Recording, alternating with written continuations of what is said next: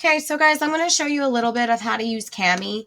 So as long as you have the Cami extension, you can open any PDF, but for the most part, teachers are going to be giving you assignments on Cami through Google Classroom. But I'm going to show you what it looks like. So there's lots of tools on the side over here. So you have a select, this is just the regular cursor. You can have a hand tool if you want to do that. There's also a way to mark up. So mark up means we're talking about underlining things. If you want to cross something out, like so if you gave like multiple choice, you can cross out the answers.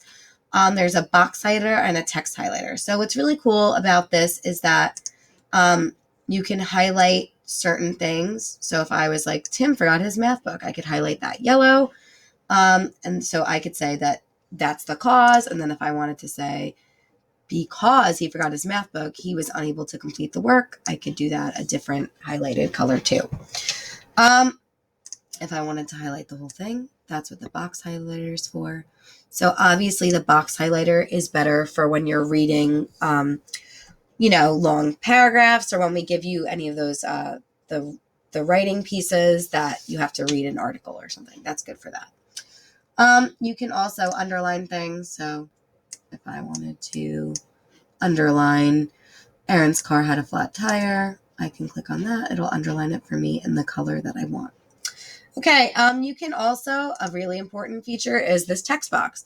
So when you click text box, you open up a little box and it'll get bigger as you type.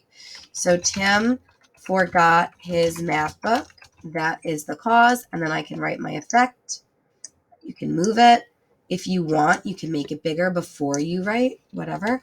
He was unable to complete his homework. So that's the cause, that's the effect. I can put that there. If I made a mistake, I can use the eraser, right? So I don't want to underline that anymore. I don't think that's the answer, whatever. I can get rid of that. You can also undo it by this little button over here that says undo. So, I made a mistake. That is the correct answer. I can do it that way too. If you're doing an assignment and they're asking you to circle, there's a little shape here. So if I was like, hey, circle the cause, Keegan was hungry. If I wanted to, circle the effect, because the cause is he skipped lunch. The effect is he was hungry. So I can do that.